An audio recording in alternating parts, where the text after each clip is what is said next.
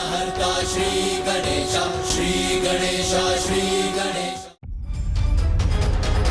या देवी सर्वभूतेषु मारूपेण संस्थिता नमस्तस्यै नमस्तस्यै नमस्तस्यै नमो नमः। देवी सर्वभूतेषु शक्तिरूपेण संस्थिता नमस्तस्यै नमस्तस्यै नमस्तस्यै नमो नमः।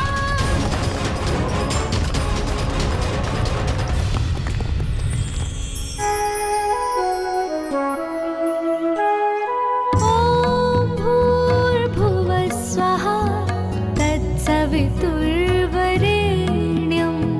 भर्गो देवस्य धीमहि धियो यो नः प्रचोदयात्।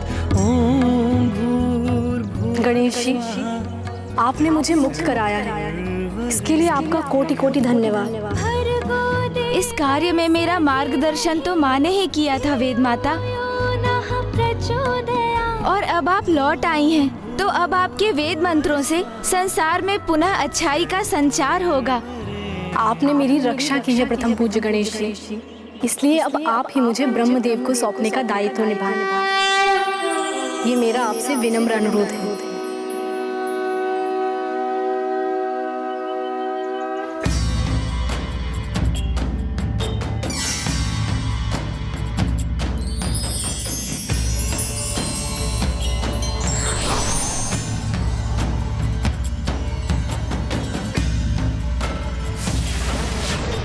स्वस्ति न इंद्रो प्रणाम फूफा जी। स्वस्ति न पूषा विश्ववेदाः,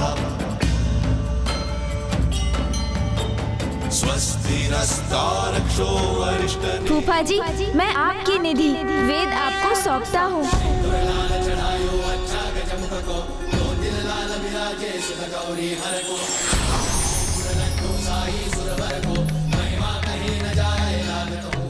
ये क्या हुआ? ये वेद भिन्न भागों में कैसे विभक्त हो गए? पुत्र, वेद विभक्त नहीं हुए। तुम्हारे और ब्रह्मदेव के हाथों में समग्र वेद है। पुत्र गणेश, आज तुमने वेदों को लुप्त होने से बचा लिया। आज के बाद ये वेद तुम्हारे हाथों में सदा के लिए स्थित रहेंगे।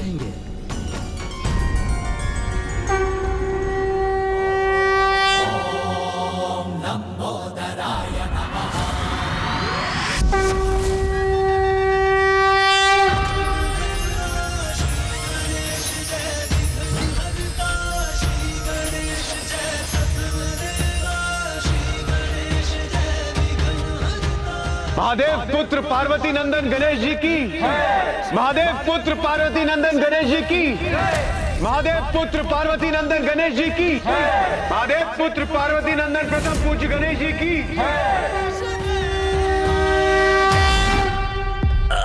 महाराज, महाराज रक्षा कीजिए, महाराज, महाराज रक्षा कीजिए, महाराज रक्षा कीजिए हमारी। गणेश के हाथ में एक दीपक, यदि वो लौ तेरी नगरी तक पहुंच गई तो तेरी संपूर्ण नगरी भस्म हो जाएगी। नष्ट हो गया मेरा नगर, मेरा साम्राज्य सब नष्ट हो गया।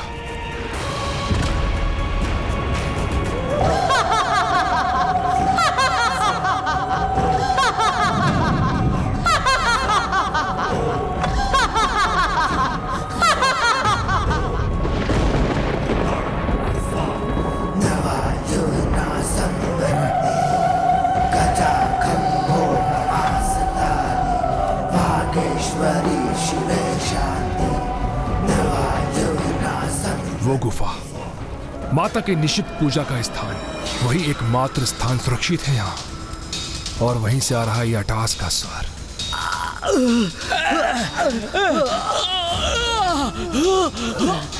महाराज, महाराज रक्षा कीजिए, महाराज, महाराज रक्षा कीजिए, महाराज, महाराज रक्षा कीजिए, महाराज।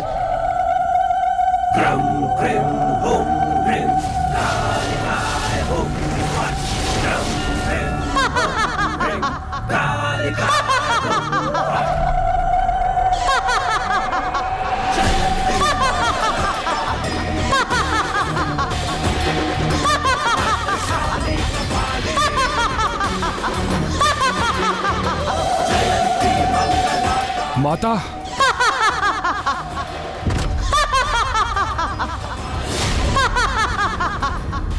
कैसी माता है आप?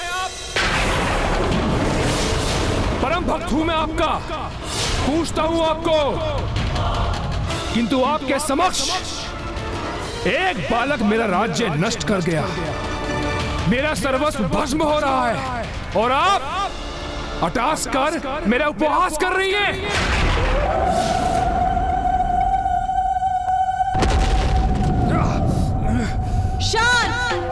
शांत हो जा रे तू। मेरा बहुत बड़ा भक्त बनता है ना तू, और मैंने तुझे अपनी पूजा करने के लिए कहा था, और तूने मेरी पूजा की भी तो कौन सी? अरे तेरी निश्चित पूजा के कारण तुझसे प्रसन्न होकर नहीं, विवश होकर आई हूं मैं यहाँ। माता! शांत मूर्ख, मेरे समक्ष स्वर ऊंचा करेगा? बोल, मुझसे इतनी दृष्टता करेगा तू? मुझसे इतना दुस्साहस करेगा तू? माता, मेरी बुद्धि को कुछ नहीं सूझ रहा माता, मैं क्या करूं माता? आप मुझे बताइए माता, मैं क्या करूं? सुधर जा तू मूर्ख।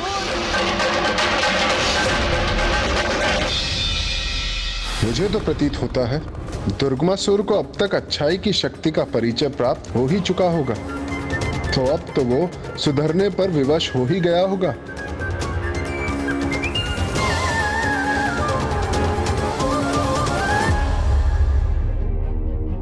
क्या हुआ पुत्र गणेश? अब क्या चिंता सता रही है तुम?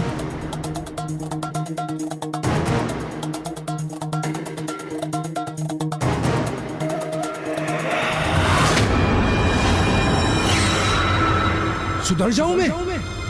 कैसे? ये क्या सुझाव दे रही है आप माता मुझे? तो बता, तू करना क्या चाहता है?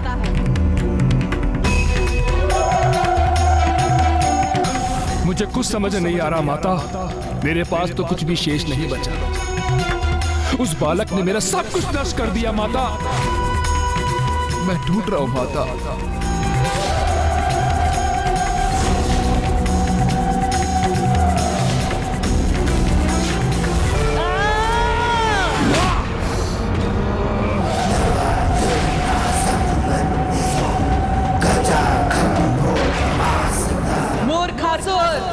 दुर्बल के भांति विलाप मत कर, जगा अपने साहस को, उठ! तू महाराज है यहाँ का, तो जा, तो अपने महाराज होने का दायित्व निभा।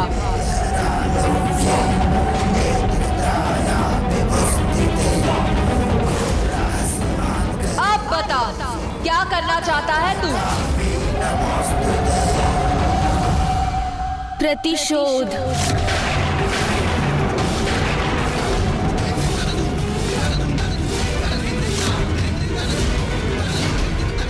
प्रतिशोध? गणेश जी, आप ये क्या कह रहे हैं? जिस अवस्था में दुर्गमासुर है उसके लिए प्रतिशोध की कल्पना करना तो दूर, वो उसका साहस भी नहीं कर सकता।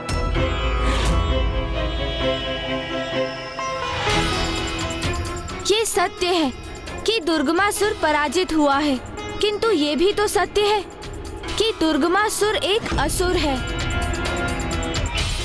एक आहत असुर। इसलिए हमें उसके प्रतिशोध की भावना को कम आंकने की भूल कदापि नहीं करनी चाहिए। किंतु पुत्र गणेश, अब वेद सुरक्षित हैं, उनके मुक्त होने से संसार पूर्ववत अपनी स्थिति में आ जाएगा, पुनः धर्म का प्रसार होगा, देवता अपने स्थान पर विराजमान होंगे और यज्ञादि आरंभ होने से देवताओं को शक्ति भी प्राप्त होने लगेगी।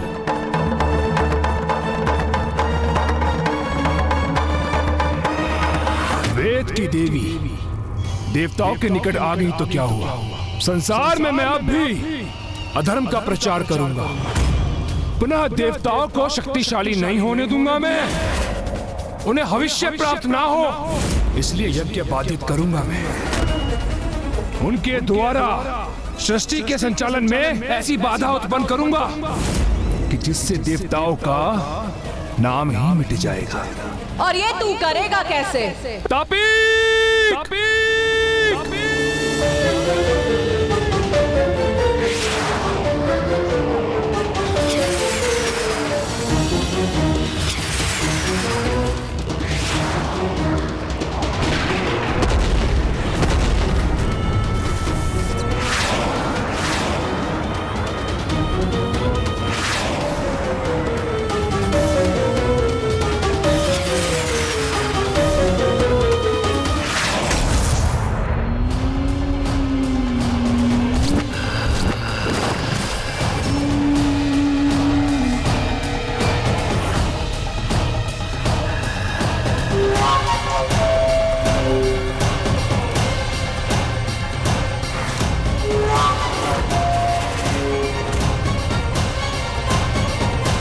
आपने हमें बुलाया महाराज। अकाल, सर्वत्र अकाल की स्थिति उत्पन्न कर दो।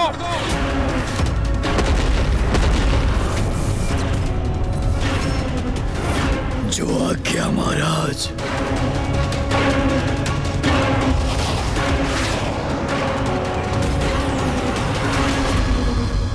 हम सभी पुनः कुशल हो रहे हैं, इसलिए हमें अपने दायित्वों के प्रति सजग हो जाना चाहिए। सप्तऋषि, आप यज्ञ आरंभ कीजिए।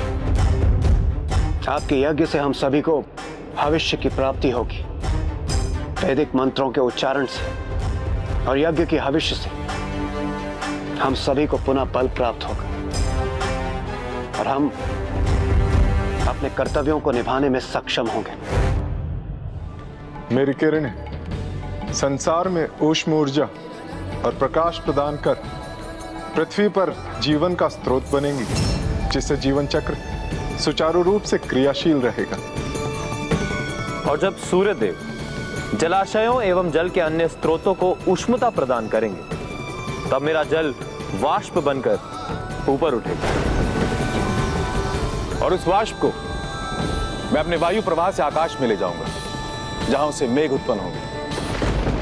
और मैं देवराज इंद्र मेघों से वर्षा कर जल को पुनः पृथ्वी पर लौटाकर प्रकृति को संपूर्ण पोषण प्रदान करूंगा, जिससे सृष्टि में जीवों को भोजन प्राप्त होगा और जल उनकी प्यास बुझाएगा। जीवों का जीवन तृप्त होगा। जल तत्वों से भूमाता भी जीवनदायिनी बन जाएगी। और एक के माध्यम से हम आप देवताओं को जो भी अर्पित करेंगे, अग्निदेव की पत्नी देवी स्वाहा आप तक पहुंचा देगी। संपूर्ण सृष्टि की दशा दयनीय हो गई थी, किंतु अब इस हवन यज्ञ से पुनः सब कुछ पूर्वार्थ हो जाएगा।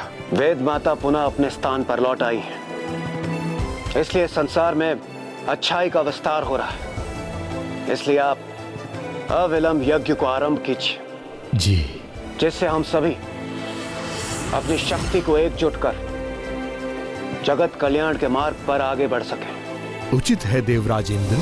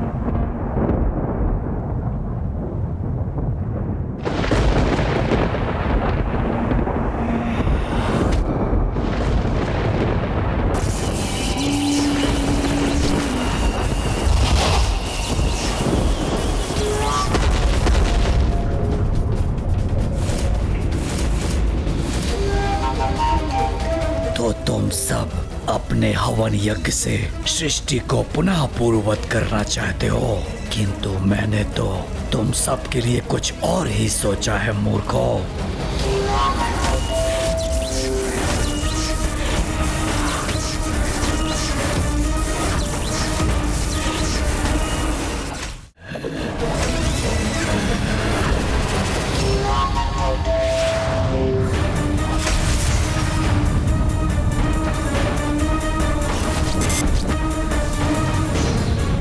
सब कुछ सुखा दूंगा मैं यहाँ अकाल उत्पन्न करने आया हूँ।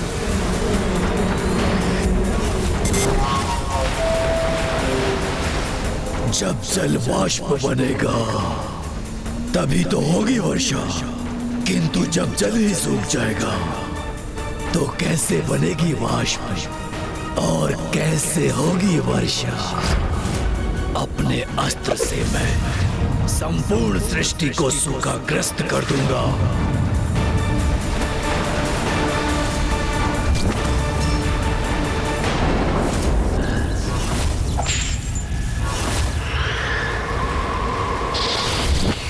ना पीने के लिए जल होगा, ना ही कृषि के लिए वर्षा। जल के सभी स्रोतों को सुखा दूंगा मैं।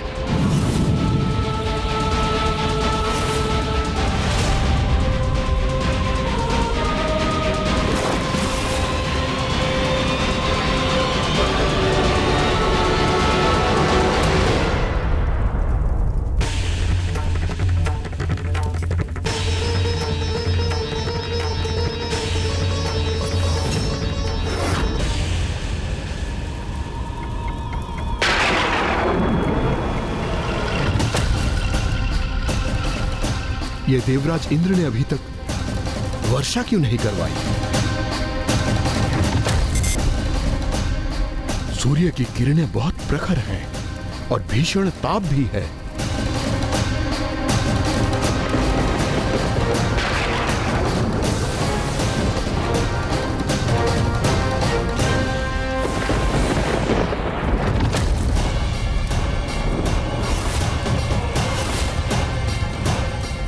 यज्ञ रोकिए, यज्ञ रोकिए।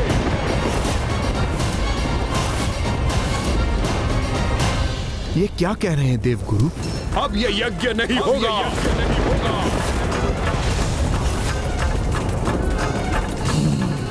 एक पंथ दो काज। इधर अकाल उत्पन्न किया मैंने और उधर इन ऋषियों का यज्ञ भी थम गया।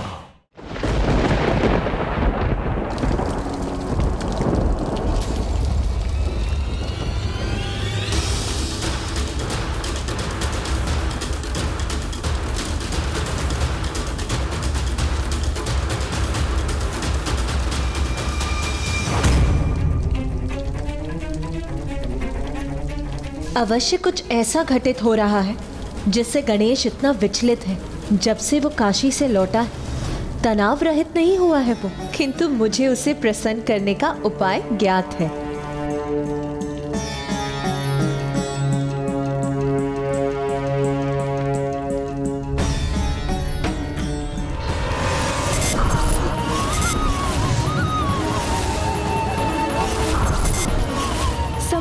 सृष्टि में अकाल पड़ा है। सभी जीव जंतु त्राही त्राही कर रहे हैं। मुझे दुर्गमासुर से पूर्व उसके इस आतंक का अंत करना होगा, क्योंकि उसी के कारण हमारे सभी भक्तगण असहनीय पीड़ा और वेदना से त्रस्त होते जा रहे हैं। हम अपना यज्ञ रोक दें, किंतु क्यों देवगुरु? क्योंकि देवता अपना कर्तव्य नहीं निभा रहे हैं। हम अपने देवताओं की पोषण के लिए यज्ञ कर रहे हैं, किंतु हमारे चारों ओर अकाल की अवस्था है। देखिए, आप सभी देखिए। अब तक तो वर्षा हो जानी चाहिए थी, किंतु वर्षा की एक बूंद भी कहीं लक्षित नहीं हो रही। जल के सभी स्रोत सूख चुके हैं सर्वत्र।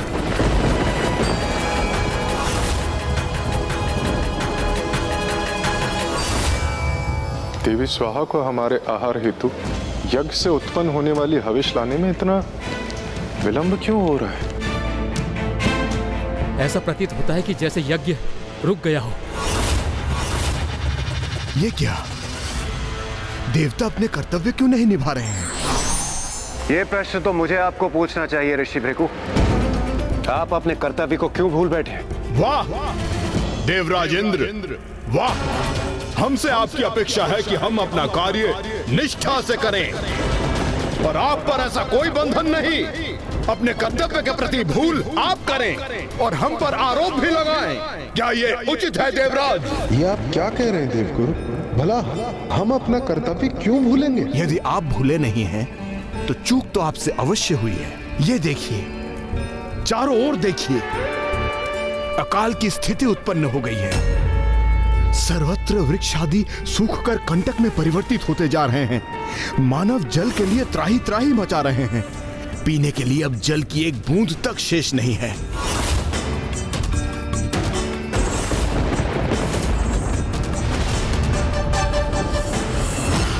आज मैं अपने पुत्र के लिए कुछ विशेष लाई हूँ। आज मैं ये मोदक तुम्हें अपने हाथों से खिलाऊंगी।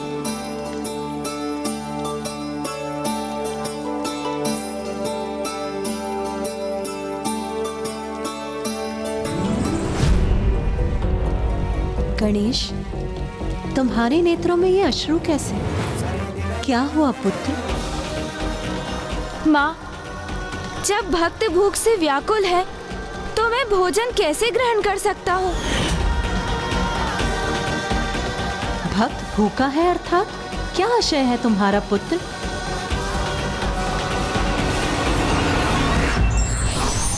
सज्जनों एवं भक्तों को कष्ट में देख ईश्वर उस समय तक शांतचित नहीं रह पाते जब तक कि वे उनका कष्ट नहीं हर लेते।